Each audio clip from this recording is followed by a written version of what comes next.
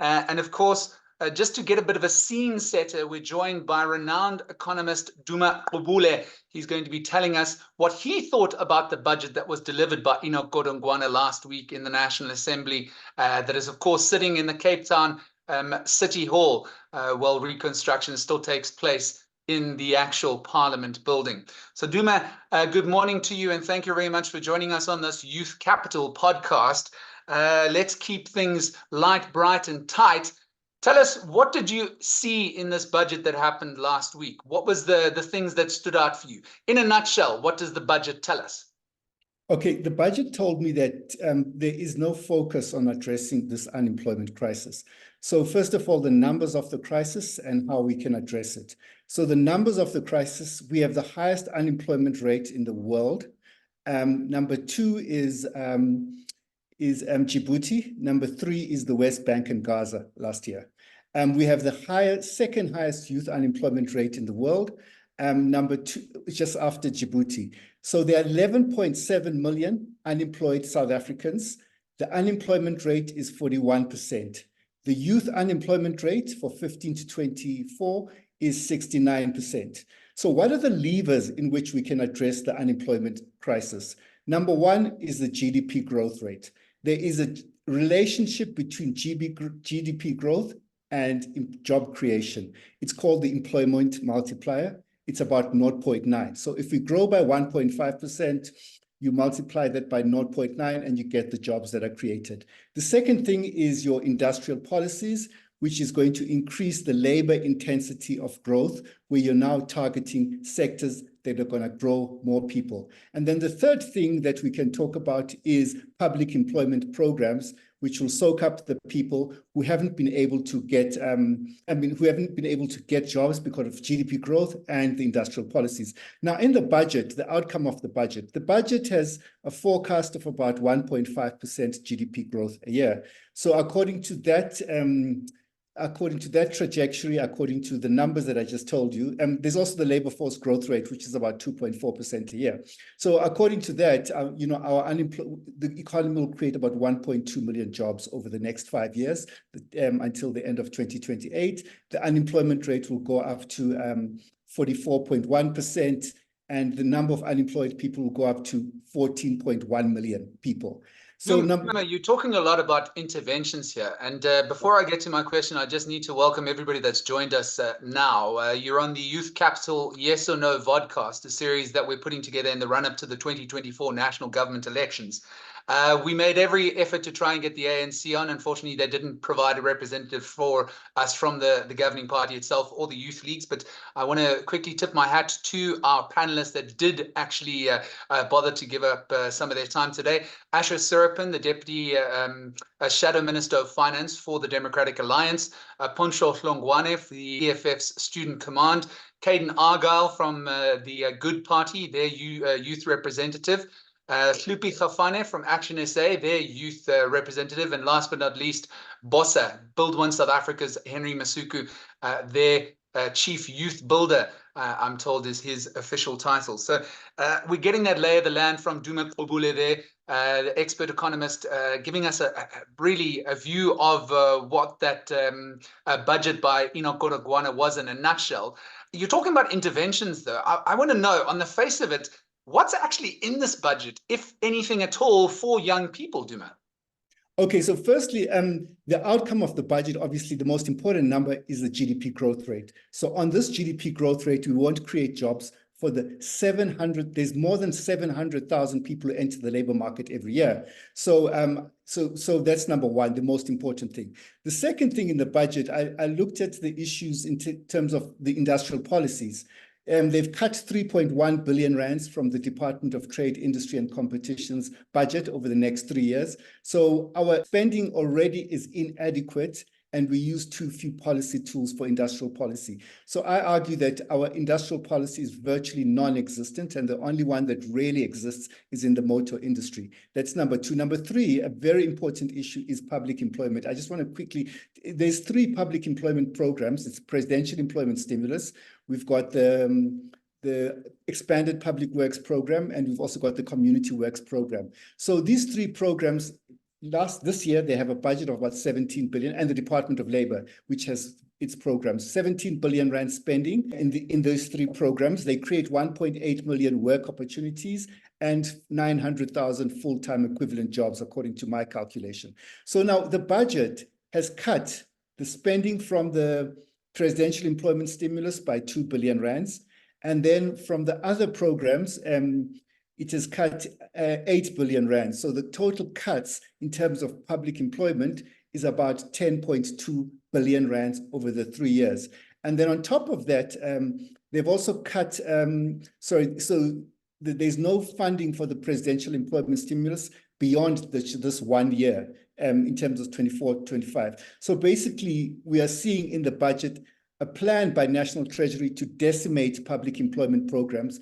And I believe that we should set a target for these public employment programs. You know, about my target, I think we can easily achieve is about 5 million work opportunities over the next 5 years for public employment programs. Yeah. And we must also improve the quality of these programs in terms of the skills that the people get on the programs and then the quality of the jobs that they get, you know.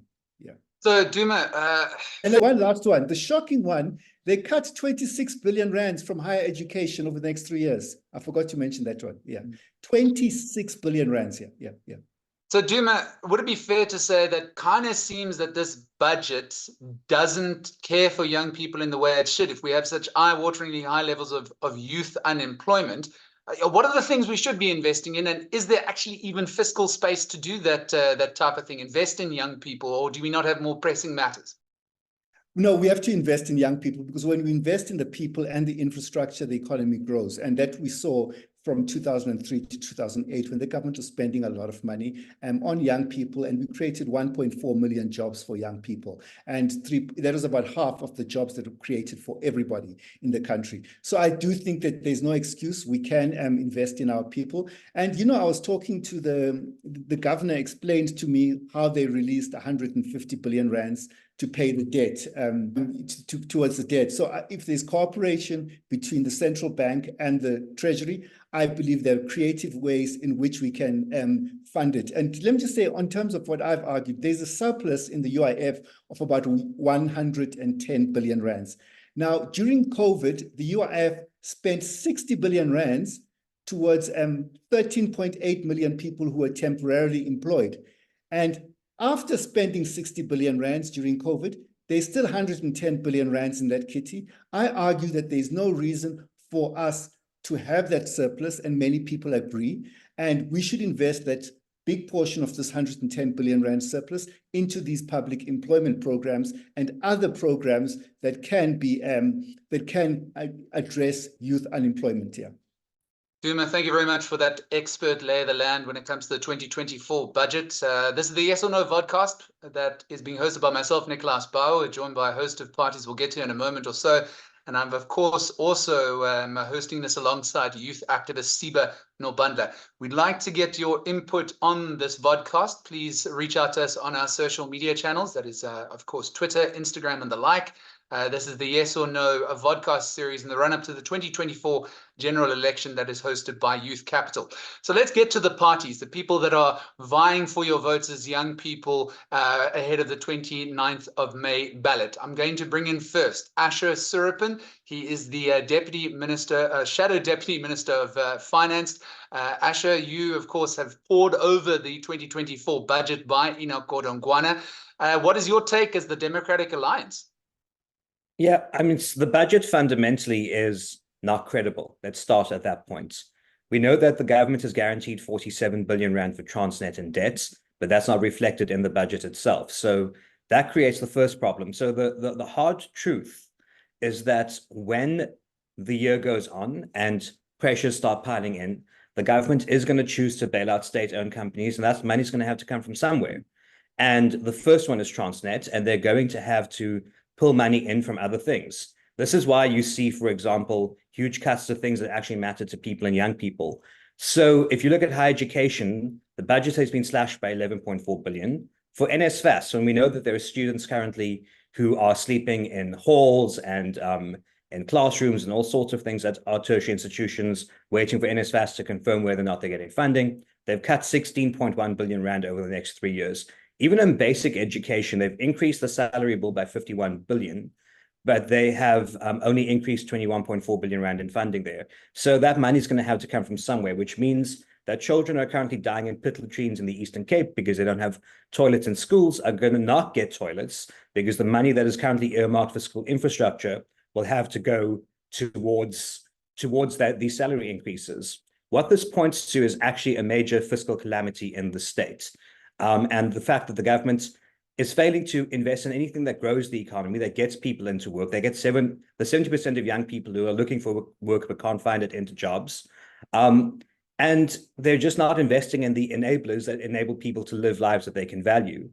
And that reflects in what we're seeing in this budget. So what we are seeing is the country heading towards a fiscal cliff.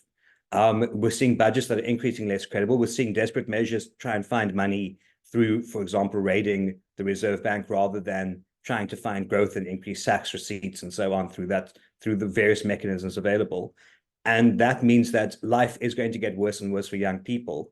And even for young people unemployed and poor, the DA has proposed on multiple occasions to just help people on a whole host of things, including just basic access to food during the cost of living. So cutting VAT on bone and chicken, on essential proteins and other foods that people actually eat, and not just on the handful of goods at the moment. And the state has point blank refused and written back saying, we will not cut VAT on any essential foodstuffs because they simply don't have the resources or the money.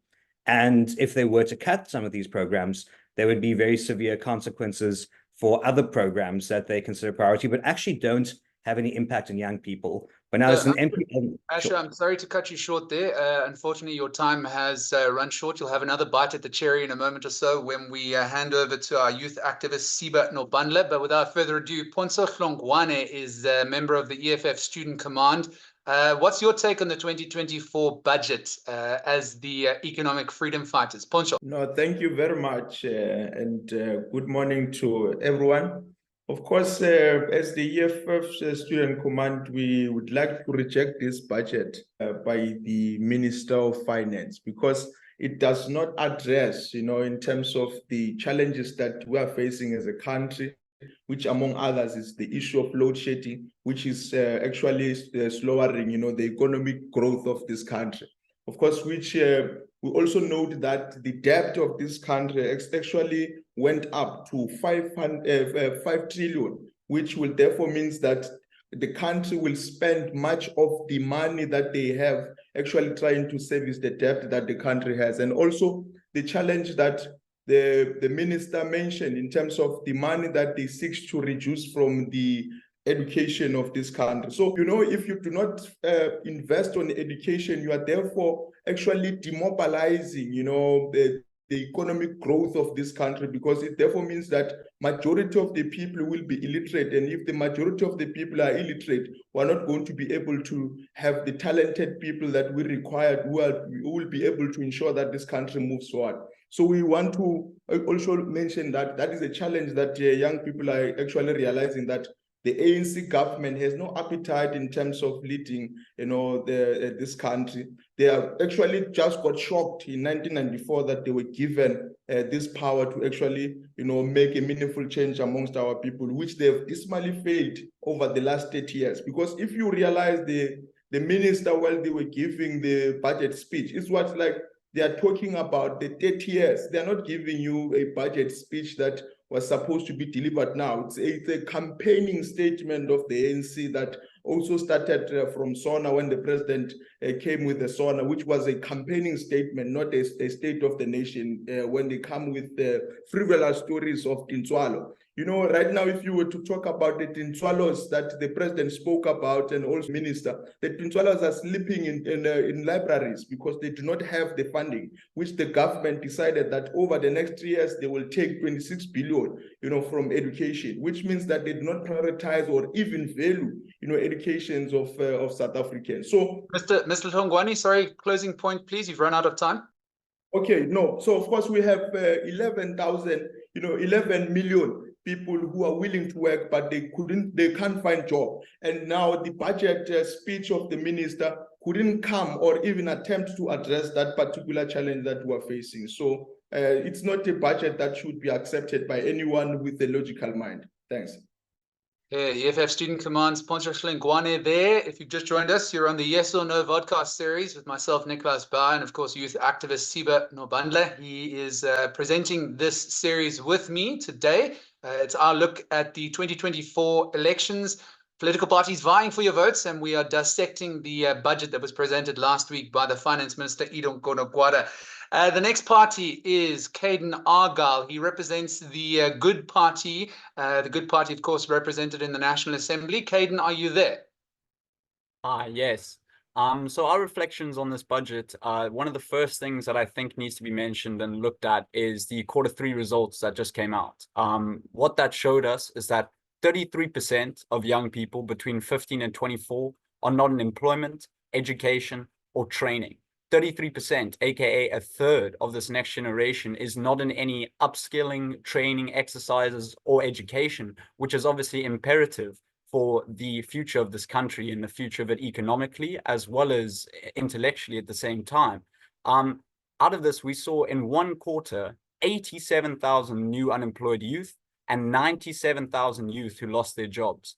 This is a staggering amount in just a couple of months, and it's something that shows that this budget speech that just came out is not addressing this massive youth crisis that we are currently going through. There were positives in it. We respect the fact that Eskom was not bailed out immediately, and there are some aspects of the debt which are looking positive in terms of an uptick. But the growth that is being spoken about is overly optimistic. It's not taking into true account the constraints on the freight, shipping, electricity, port situation of the country. And with that, as the Economist earlier mentioned, the infrastructure development in this country is taking severe hits. And with that, we're seeing these 97,000 jobs being lost, whether it being in the infrastructure sector, whether it being in small businesses, et cetera, et cetera. And I think as good, one of the things that we've seen teased a lot and spoken about a lot is a basic income grant. And we've already seen increases to things like the Veterans Grant. And at this point, something like a basic income grant does give the opportunity to uplift young people through their own actions by putting money into their pockets and by trusting South African citizens. And I think as good, we would really like to stress this point, that it's time that people decide where their money goes rather than the state and another initiative or another 5-year-long scheme or plan. Thank you. Wow, exactly 2 minutes. Congratulations. Thank you very much for that input there, Kaden, representing the Good Party. People, of course, reaching out to us on our social media channels. This is the Yes or No vodcast series with myself, Nickolaus Bauer, presented to you by the organization Youth Capital. We're looking at youth issues, but inviting political parties to discuss what they thought about the 2024 budget. It's now a chance for Action SA's Hluphi Gafane. Hluphi, what did you think of the 2024 budget presented by Nickolaus Bauer? Your time starts now. Thank you very much for having me. Greetings to all your viewers. As Action SA, what we feel, especially as the Youth Forum, is that the current government is not really interested in uplifting our young people. I say this because we've got entities such as the NYDA, which is struggling. NSFAS, we can't even mention because we know what exactly is happening there. So if we already have a government which is cutting costs as far as higher education is concerned, you do realize that what they are actually trying to create is an uneducated youth and a youth that does not have what is theirs. They're creating a bunch of young people who are supposed to be, in their eyes, dependents. And us as Action SA, because we believe so much in economic prosperity, what we want to see from a government, a functioning, well-run government, is where investment is made in entrepreneurship. We know that our unemployment rate, especially amongst us young people, is over the roof at this point. So we understand that they claim that they will be creating jobs, but to create jobs, you need to first invest in these very young people who are more interested in creating jobs themselves as entrepreneurs. So if our government is not backing the youth as far as that is concerned, then to us, honestly speaking, that budget is not one that we as young people can even entertain. I mean, one of our panelists did mention the one positive part is that the pension grant is being increased. 100 Rand is not much in this economy, but we are seeing the effort in that regard. But as far as young people are concerned, we honestly have no interest, and we were not considered as far as the budget was concerned. Thanks. Hluphi, thank you very much for that. She is, of course, the youth representative for Action SA. One more party to go. Henry Masuku from Build One South Africa. Are you there? Nickolaus, thank you very much for having us, and we appreciate this conversation, especially now that this conversation is actually happening with the right people. I think my colleagues in the panel have spoken, and they have spoken very well. Of course, we reject the budget speech that was presented, just as we reject the State of the Nation addressed by the president. Of course, listening to all those speeches gives us a sense of understanding that the government of the day simply is devoid of the realities lived by the people on the ground. But just to go back on the statistics, Nickolaus, is to say that, 31.9% of people are unemployed in South Africa. And by expanded definition, that's 41.2%. But maybe to put it in figures, 7.8 million people unemployed, and 70% of that is young people. But there is a further state to that. People who have not been employed in the long term, and long-term unemployment speaks to being unemployed for at least more than a year going forward.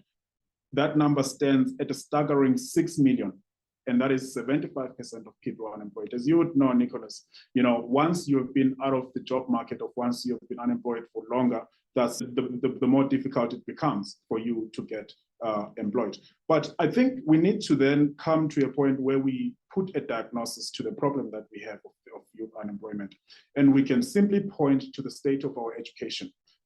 As we speak today with you, TVETs only have a 9% throughput rate.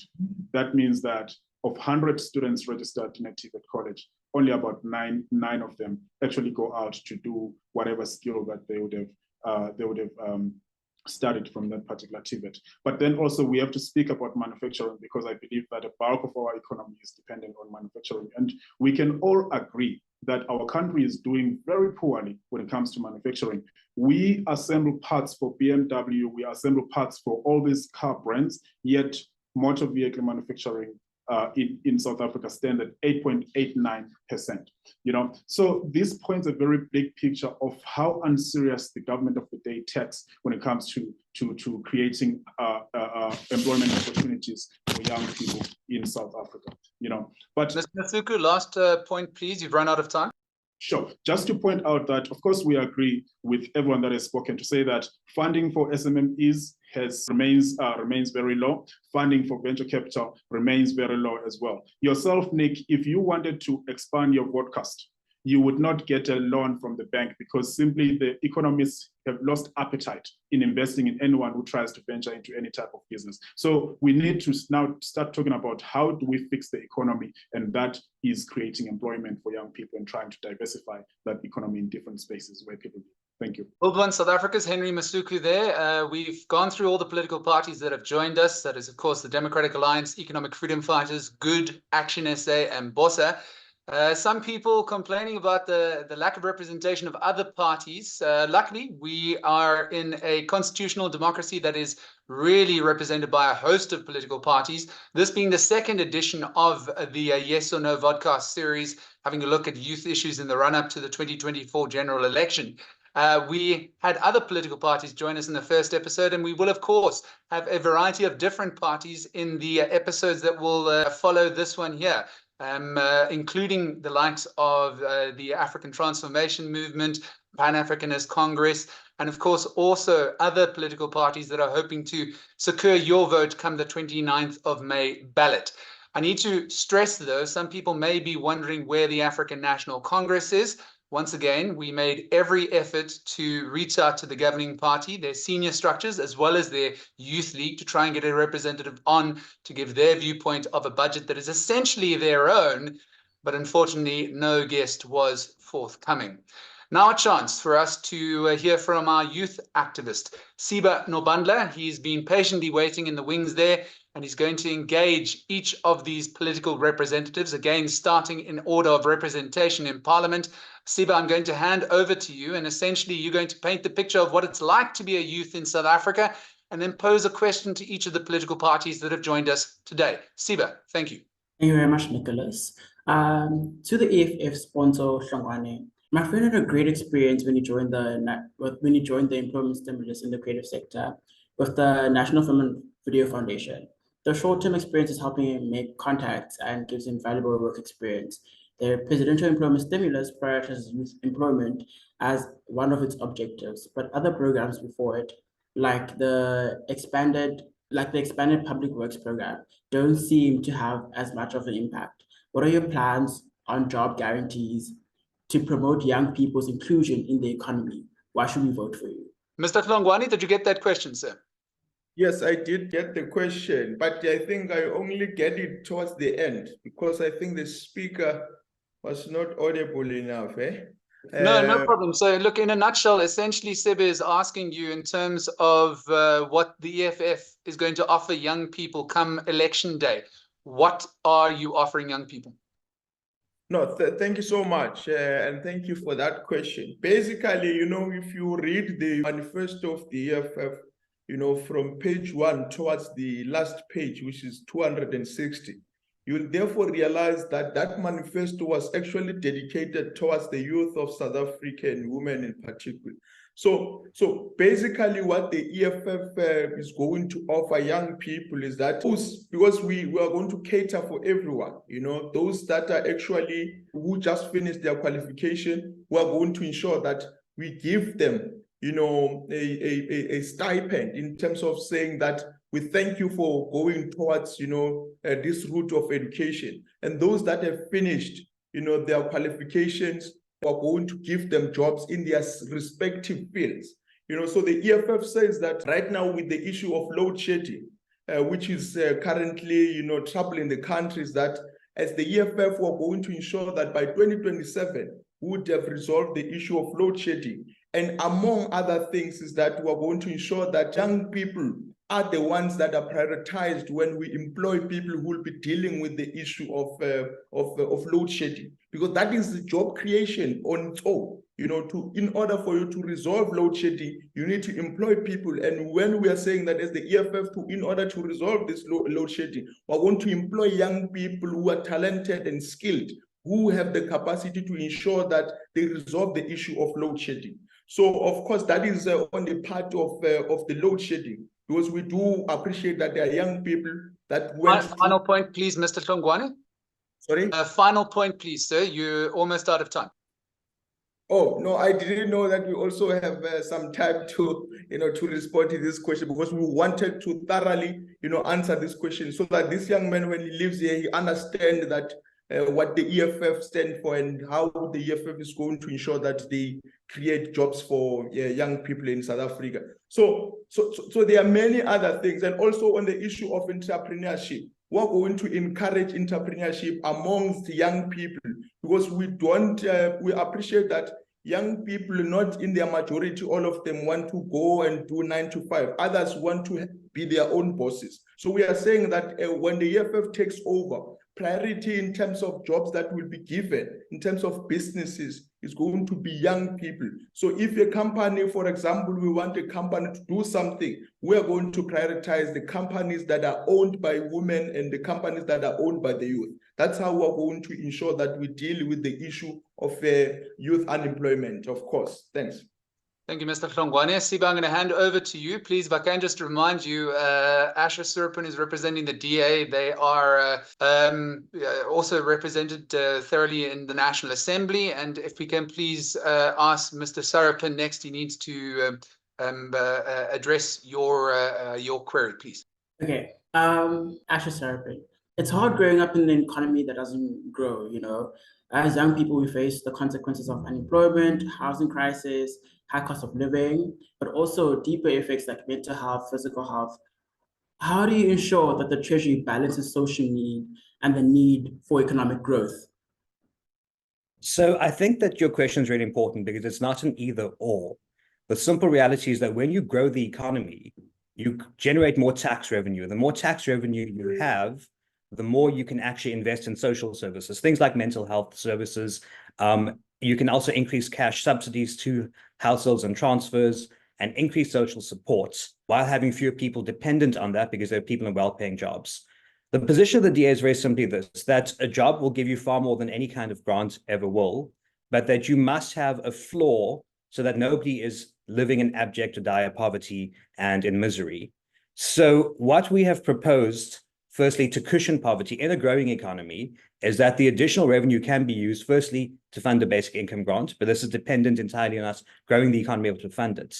Then on making sure, as you mentioned, the high cost of living, we would introduce a basket of additional foods that are not paid for through, that do not get taxed and VAT, value-added tax.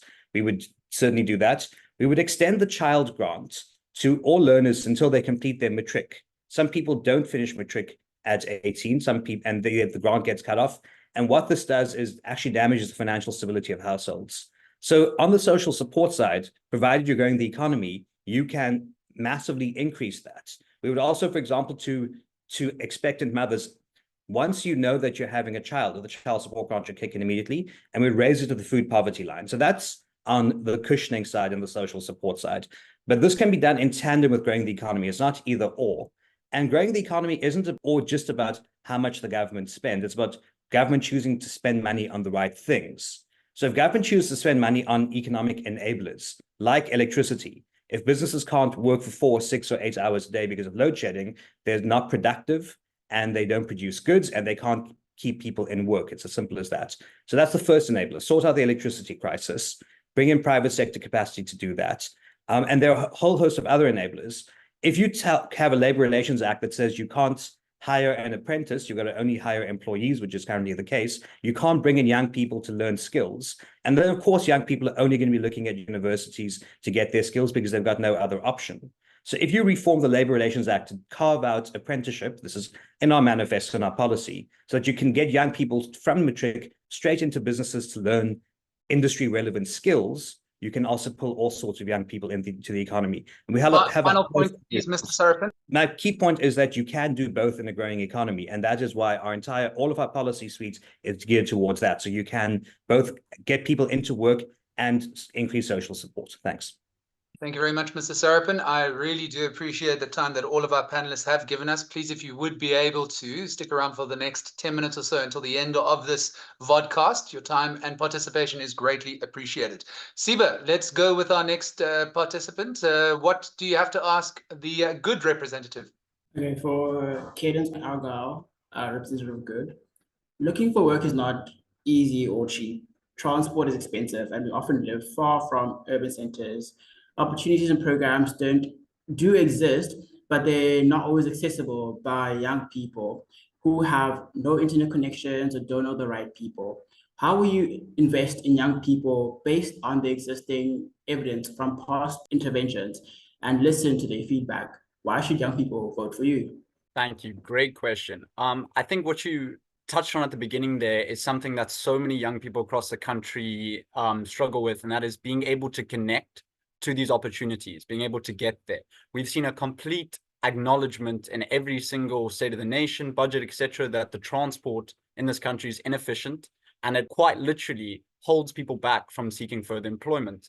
Now, I could sit here and I could make you a populist promise just like the ANC do, where it's 2.5 million jobs in 5 years, make these large overbearing plans and promises. But the reality is that there are two structural approaches in giving young people more economic agency. And that is a complete infrastructure plan to save this country. The last time that we heavily invested in our infrastructure and GDP was in 2010 for the World Cup. Now, I love football as much as everyone else, but it should not be for a World Cup that this country really starts to infrastructurally revitalize itself. And with that, thousands of jobs will be coming towards young people, as we've seen through various things, whether it be the COVID-19 crisis, whether it be through the fees must fall, whether it be through NSFAS, that young people in this country are exceptionally versatile and adapting to difficult situations. And I think an infrastructure redevelopment plan focusing on freight, focusing on ESCOM, introducing new technology such as green energy, green hydrogen, etc. These are all energies that young people are poised and ready to take the mantle for. And I truly believe that if we have a good, correct approach, whether that be putting through money in the hands of our young people and trusting them through an all-encompassing basic income grant, or will it be through a complete South Africa restructuring of our infrastructure plan, either of these can do massive work in getting youth off the streets and into employment and into education as well.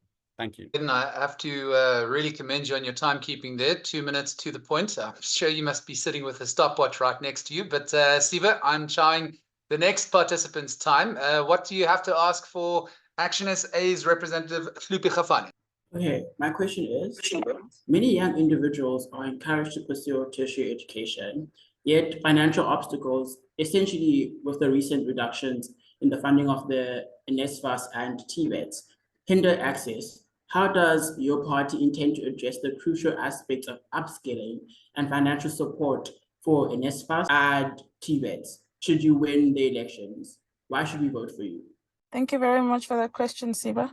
As Action SA, we had our very first policy conference last year, September. And at that policy conference, we have a policy in regards to tertiary education, which it was not passed yet at the conference because we needed the views of the students of this country to try to find a proper model in regards to how students must be funded and can be funded. So as Action SA, we are actually having a round table soon, right after our manifesto, where we will be announcing our alternative to the nonsense we have actually been accustomed to by the current ruling party. So what I can say that is that stay tuned. We will be announcing a perfect, proper, equal. The most important thing is that we want students to focus on their education only, and therefore each and every student should be equal in terms of access to education. And that is the problem that we as Action SA will be coming in to try to resolve. Should we win the election, it will be extremely beneficial to the young people of this country. However, as far as the funding model is concerned, we will be announcing that pretty soon. Please stay tuned to our updates on our X pages. Thank you. Thank you very much for that. Action SA's Hluphi Gafane. Siba, last but not least, your question to the BOSA representative. Okay, Henry, many of the people I know have completed their education and are hunting for jobs, but they can't find employment. There is intense competition for the very few positions that are available. What are your plans for realistic and achievable employment targets that include young people in the job market? Why should young people vote for you? Thank you very much, Siba, for that question. I think it's a straight and clear and straightforward question. So as you are aware, on the 28th of March, we launched our jobs manifesto, and actually BOSA takes the issue of employment and unemployment quite seriously. So we have said that, of course, we are aware of the fact that many of our young people, they come out of high school not prepared for tertiary or not prepared for tertiary education. So we need to, of course, reform our education to make sure that we can add high-value young people into the market. But speaking directly to your question, we've said that we need to increase our township economic zones. As you would know, that people in the rural areas, they're not participating in the economy as they need to be. People in the township areas, they're not participating in the economy as they need to be. And part of that problem is because our townships are not safe. Our townships do not have the correct road infrastructure for goods to come in and out of the township or the rural area for that matter. So we need to make sure that we can bolster infrastructure in the township. That's in terms of road infrastructure, foster safety in the township, and also encourage young people to participate in the economy by starting their own small businesses. So how this can happen is that we need to partner with private sector. First, we obviously need to make sure that our townships are safe. then call the private sector to come and invest back in the communities, in the township, and also in the rural areas. And in that way, we can make sure that people are working where they live. They can start their own businesses where they live, cutting costs and every other thing. But over and above that, I think you would have heard that we actually are of the view that young people need to go into a national civilian service. And we are not saying young people must go and form part of the army whatsoever. We are saying after matric, take some time to think what it is that you really want to do. Get an internship, get some skill from that internship. As you would know, we have a shortage of electricians, yet we have load shedding as a problem. We have a shortage of water across the country, yet we do not have enough plumbers in the country. Nurses, for instance, and I have first-hand experience when it comes to healthcare, because I'm a nurse myself. I've seen what happens in a clinic, So we want to make sure that people are prepared and ready to be part of the labor force, or be ready to participate in the economy. And all that starts with education, preparing them properly, bolstering our infrastructure in the township, bolstering security in the township. And of course, the economy that we live in now is a digital economy. ICT. Final point, please, sir. Running out of time. Sure, this is the last point. Internet is one of the things that we want to make sure that everyone has access to in the townships, in the rural areas, to make sure that they can conduct business easily, so from the comfort of their homes or from the comfort of where they reside.